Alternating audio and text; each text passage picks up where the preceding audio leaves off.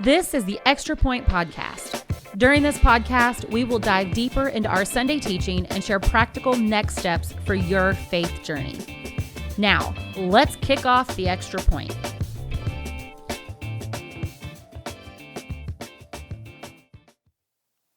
Hey, welcome to the Extra Point. I'm Cheryl Ross, the Next Steps and Discipleship Pastor here at Southridge Church, and I'm with Scott Beha, our lead pastor. And we are in another week of our series, Hills to Die On, where we're going through non-negotiables for the Church of God movement that we are a part of.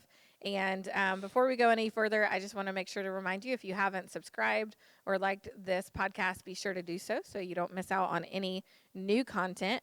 This week, Pastor Scott, you shared from the Great Commandments, which is basically, like, in short, love God, love people, right? That's how most people would remember it.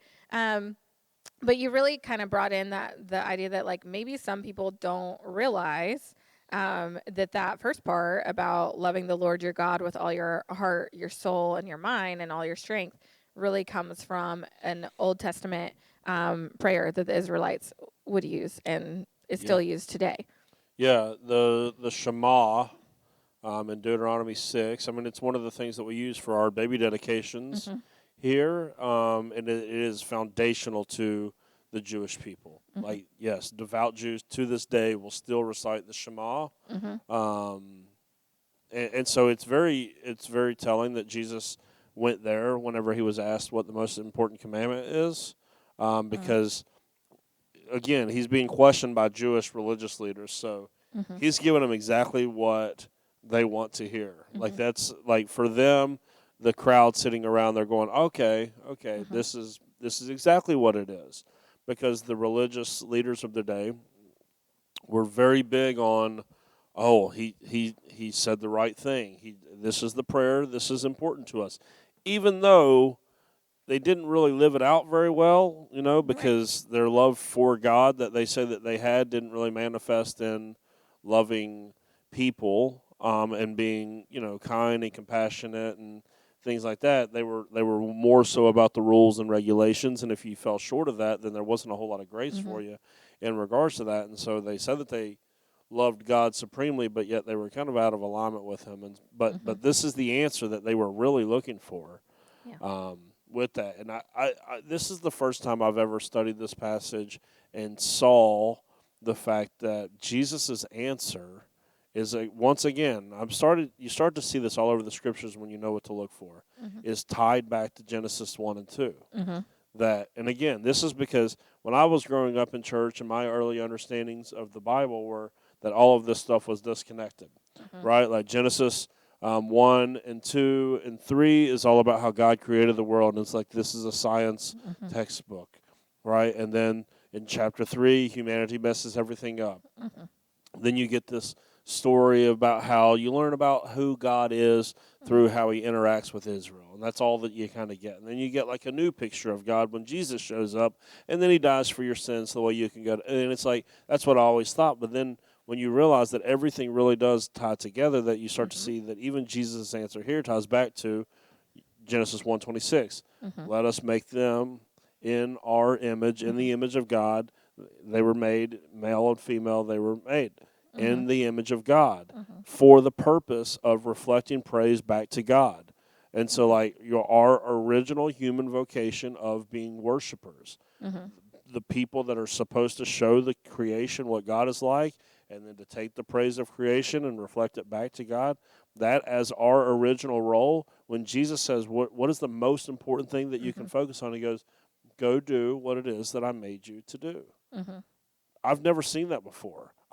I'm thinking when Jesus says, love the Lord your God with all this stuff, and go, okay, yeah, of course, you're supposed to love God. And I never saw how, actually what he was saying is, go and be the person that I actually created you to be. Like, go and be what it means to be genuinely human that's the mark that we're going for, and that is someone who exists solely to worship God. Yeah. Someone, and this is, again, I pointed it out in the sermon, the reason why so many lives are out of alignment is that when you try to use something in a way that it was not designed and created to be used, this is why you end up with all these people that have addictions, because they're trying to live out something that's actually not true about them. Right.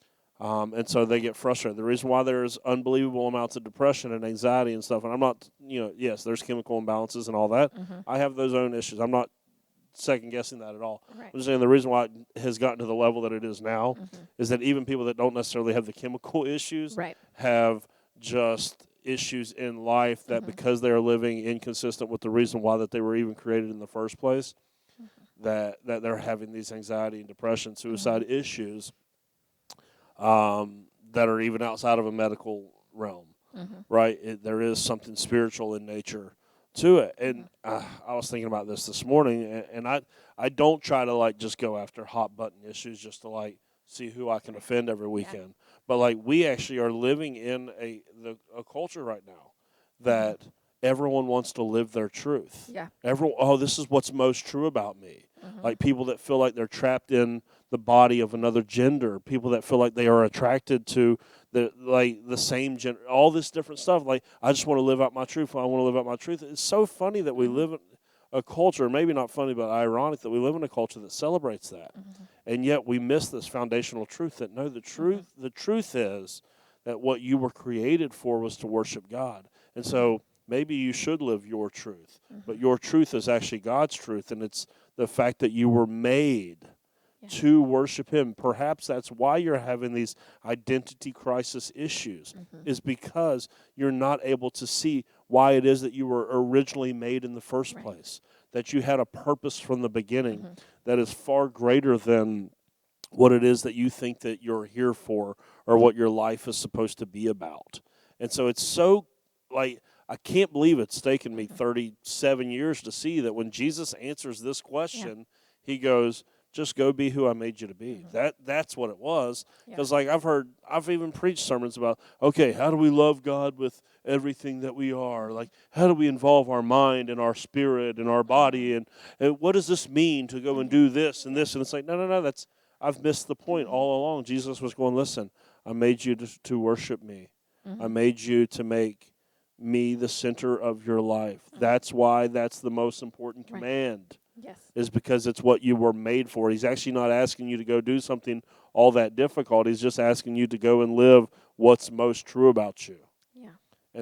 And that, for me, that's the first time that I've seen that in the text in all these years, and now I'm, like, deeply affected by it. To go, it's not just like a list of things, of ways to love God. It's just Him going back to the beginning once again. Yeah. And goes, hey, this is what you were created for. And every time that you choose to make it about you, of course you're going to end up anxious and depressed and unfulfilled and unsatisfied. Of course you're going to end up grumpy and cranky anytime that you make it about you, because it's not what you were made to do. You were made to worship God. For me, it's interesting how worship, like, for me, whenever I get solely focused in on God, how a lot of the stuff in my life that seems to get me into those ruts and into the funks that I get into just kind of fade away whenever I'm finally in that rhythm and that groove of doing what I was created to do. Yeah, absolutely. My life feels more in alignment, and I don't feel as lonely. I don't feel as insecure. I no longer feel as frustrated because I'm finally hitting that groove of this is what I was made for. Yeah, absolutely.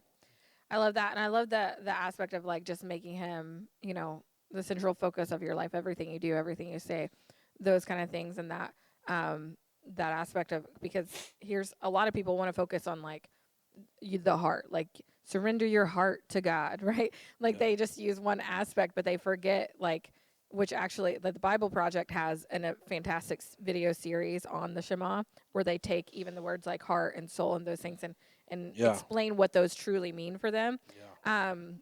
So I would suggest, like, if you want to study that further, go and listen to those videos. But they, within that, it talks about, like, what for, that culture, like, what they thought was heart was, like, the center of themselves, like, of their being. And so when you say the center, like, you are drawing that out. And I thought, like, the question you posed about, if you were to ask your kids, or, what what your main focus is or what is most important to you. I think that was like one of those could be kind of gut punching moments where like we all are like, oh, what would they say? To remind us about that aspect of really bringing that center. Because I do think it's really easy to lose that focus at times. Yeah. In this world, especially, we have so many modern conveniences, so many, streaming apps and all those things that it could be really easy to get pulled away. Not that those things are always bad, but like you said, like this is the most important thing. And so, if you listen to the second version of the sermon, from the 11 a.m. sermon, I went ahead and pulled in what I did at the end of the first sermon into the middle because I could feel that tension. And it hit me. It was like, it's not really a tension that I was intending people to experience, but like how hard hitting that question is. Like, if I ask your kids what's most important to you, how many of them would say God? I do want you to feel that tension, but at the same time, again, I did this much better at the second service because once I felt it in the first, I was like, oh, that's not really the feel that I was hoping. Yeah. I want people to feel challenged, but I also wanted to remind people, and this is what happened in the second service, like, listen, only one person ever got it right. Fully loved God like this. Yes. That's what is missing from so much preaching, and that God has been teaching me something, and it's not even something new, but it's almost like a reminder or like just a I don't know, and I'm going to teach it to our staff on Wednesday. But I've heard that text preached so many times, and it's like, this is what you have to do, this is what you have to do, and you go, I don't think that you understand that the truth of the matter is none of us can do this. Right. It is only through Jesus living in us. So Jesus loved the Father perfectly. He always lived for the will of the Father. He loved him perfectly. There was never a minute for Jesus that it was about him. It was always about the Father. And so the only way that you can live out this great commandment is through Jesus living in you. And even then, it's like you get credit for the fact that he lived a life that was totally pleasing to God and loved God perfectly, even though I have a tendency and you have a tendency to make our lives about other things. And so, and this is the thing. I'm going to do some more work on this and continue to flesh it out, but I wanted to make sure that people understood that it is about understanding how to use God's grace. And I don't mean use in a negative term. Right. Use God's grace that is there and available to you without ever abusing God's grace. Yeah. And so it's like, yes, this is how we're supposed to love God. But I get it. I've been super focused on other things all the time. Because last night I was sitting. I just had some alone time last night, and I was sitting there thinking, I wonder how many people just walked away and go, "That's not even possible, man. I've got to go to work in the morning." Yeah. Maybe Pastor Scott and Pastor Cheryl can go and love God with everything that they have, because literally all they do all day long is church stuff. So they're always focused on God. But for me, like, okay, I'm a truck driver, or I'm a mailman, or I'm a doctor, and I'm not going in there. Like, I think I struggled with it when I worked in restaurants, and I had to I sold alcohol, and there were certain people that would tell me that I was sinning and being really bad. Well, how am I supposed to be totally focused on God when I'm doing surgery tomorrow morning? You know what I'm saying? Like, I'm a dental hygienist. I've got to go clean someone's teeth. How can I be totally focused on God? Sure, you can do that because you do that for a living, Scott. Yeah. But like how? And so I was sitting there thinking, I was like, this is the point. Almost all of the commands and the things that we're drawn to in the scriptures are there to set a standard. Yeah. But it's a standard, obviously, that you can't attain. Yeah. And that's why you need Jesus. Now, again, that is the mindset of being able to use the grace of God to go, I don't have it all together, so therefore I need God's grace. But it is not the mindset of abusing the grace of God to go, well, I can't attain that, so why even try? So I'm just going to, abuse the grace of God by living however I want and thinking that God's grace is going to be there no matter what. Yeah. So, and this is the phrase last week that God gave to me. I was literally walking out of Sam's Club. I was picking up pepperoni roll ingredients. As I'm walking out of Sam's Club, I still remember where I was at. God said, here, discipleship is the process of teaching people how to use God's grace without abusing God's grace. Yeah, I think towards the end of the service, because we've talked a lot about how it's a overall trajectory, and it's that, like, at every point, like, going back, and this makes me think of, like, your heart rate on the thing, how there's, like, ups and downs, like dips and whatever, but, like, at the end of I think it was second service, you talked about, like, conviction and condemnation. Yeah. And I think, like, when you use God's grace, you're allowing yourself those moments of conviction, those moments where you're like, oh, I'm doing something that is taking me away from God. I need to now get back and close to God. Yeah. Where, like, condemnation can keep you going the wrong way because you're shameful or you're fearful or you're whatever, and you're like, oh, I don't deserve it. I don't whatever. Like, condemnation can keep you in those places where, like, that conviction and that using God's grace, saying, okay, yes, I've messed this up, or yes, I've done, but now I'm gonna right it. Now I'm gonna come back, and I think it's in those moments, like, using it in that way, knowing that, like, it's there for when I do, but I'm not going to go and look for those moments of, oh, I can go do whatever I want. Condemnation will make you abuse the grace of God. Yes. Because you'll just give up and you'll go, whatever, I'm just going to live however I want. Yeah. Like, you'll just end up doing that eventually.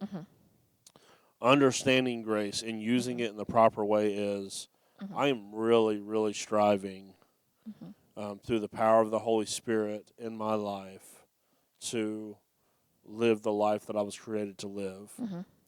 And with all serious, good intention and motive in life, because of our fallenness, sometimes we still fall short. Yeah. And knowing that God's grace is there. And so I don't have to sit there and wallow in shame and guilt, which will ultimately send me in the opposite direction. I can go, no. I fell short, but that's not who I am. That's not who I want to be. That's not who I'm going to be. And if you learn how to use God's grace in the discipleship process, it will actually, it lets your failures propel you closer to God, which is conviction rather than pushing you further away.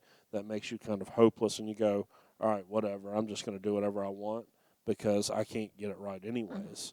And so I kind of felt that tension when we were talking about this, and I wanted to remind everyone, like, look, only one person ever did this perfectly, and he has made a way for his Spirit to live in you and for you to get credit for that life that he lived, even though you can't and didn't do it.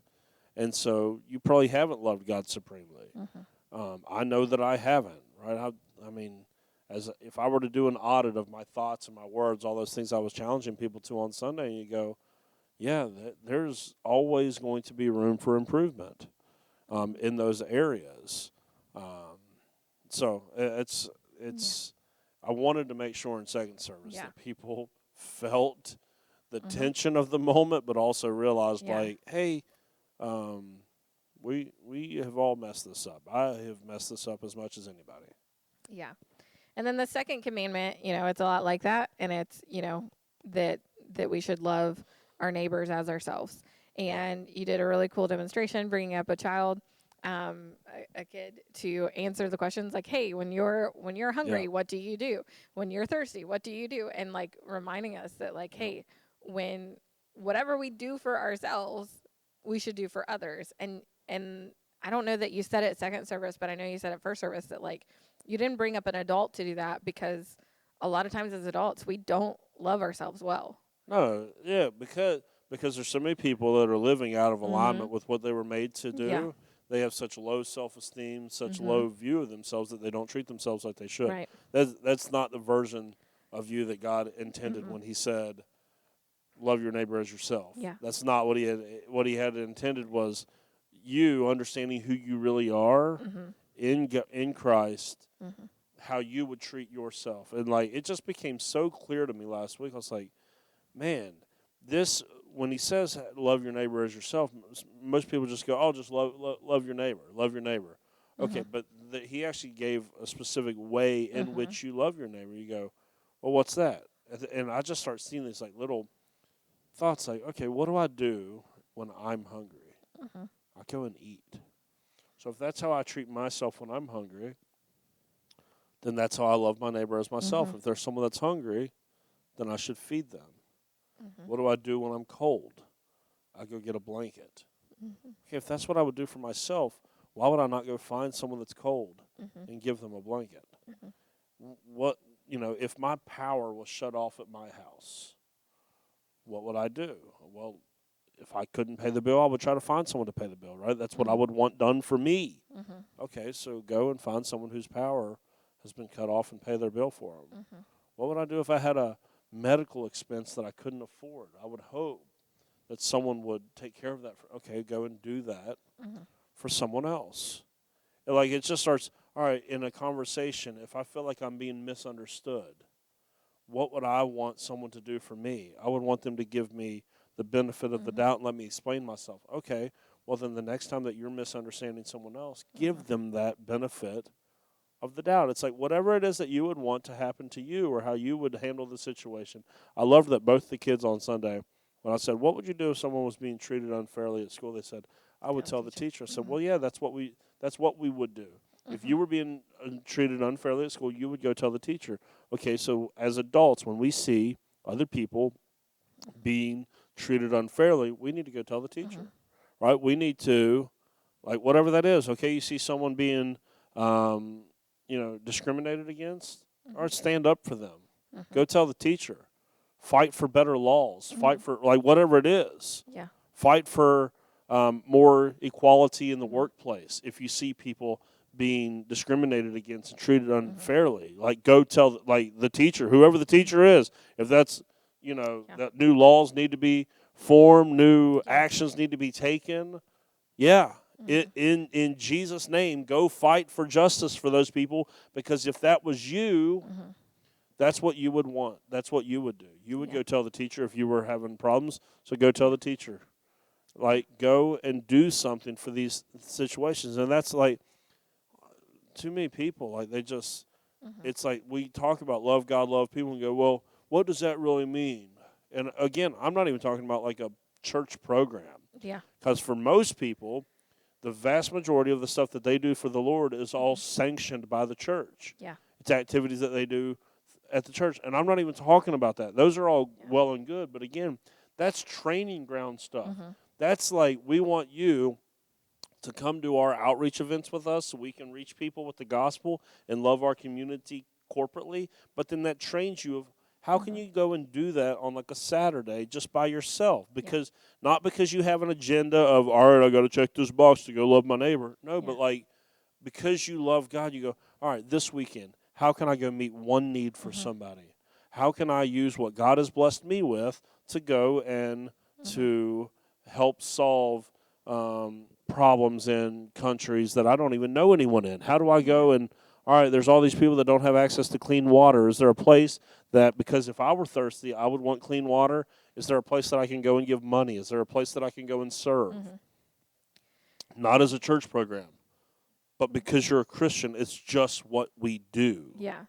And I think even like the simpler things, like if we would want to be treated with kindness and grace, like we do that in our interactions every day. And maybe that's how, like, whatever job you have, even if it's like being a stay-at-home mom or parent or whatever, like whatever thing that you are doing, you are always acting this out in the way that you are loving those around you. And so every interaction you have, everything that you're doing, like you're doing it in a way that can then reflect that, like be your purpose of reflecting God back to others that you're interacting with. Because, a lot of the things we've said are like money, and then those who maybe are struggling financially, it can feel like, well, I'm out, I can't do and nothing. so remembering, because even within that, like, I remember not having a whole lot as a kid, but like we would still go through our clothing and things every new season, and donate our stuff.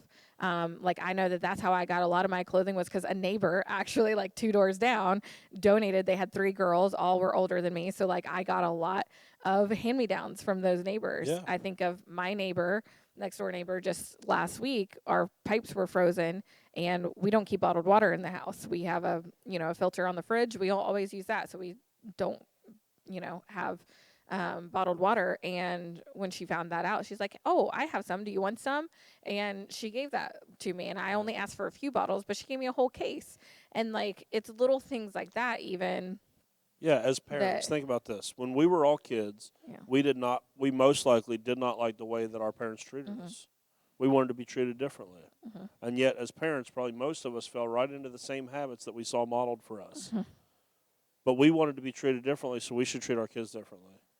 Right? So if when you were a kid, if you didn't like adults cutting you off when you were speaking because you were trying to explain yourself, but because you were a kid, you were having a hard time explaining yourself, Right. then we shouldn't do that. See, like, this is a standard that no matter whether you have a lot of money or a little money, that you can, because you just have to put yourself back into that situation. Okay, when I was 12 years old, I didn't like that my mom or dad yelled at me or whatever it was. Okay, then why is it that you go and yell at your kids now? This is that's for me. This is like I'm sitting here going, I am probably even harder on my kids than what my parents were on me. But yet I wanted it to be different when I was a kid. So why would I not do that for my kids? And again, I'm not talking about like just letting your kids run amok and be a disaster. I'm saying as a child, you wanted to be treated with respect even from your parents. Yeah. So why do we not treat our children with respect when we interact with them? Yeah.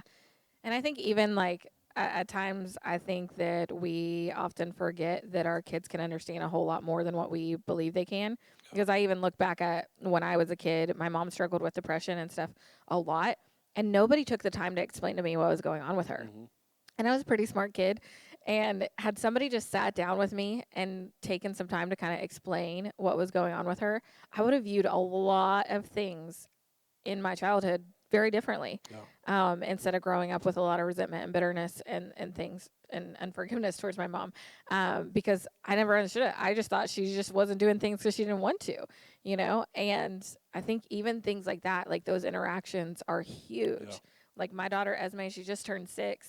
And she's very interested in understanding things. And, like, I used the word unique not long ago. And she's like, Mom, what does unique mean?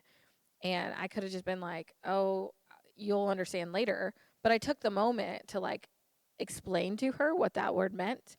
And now she uses it regularly.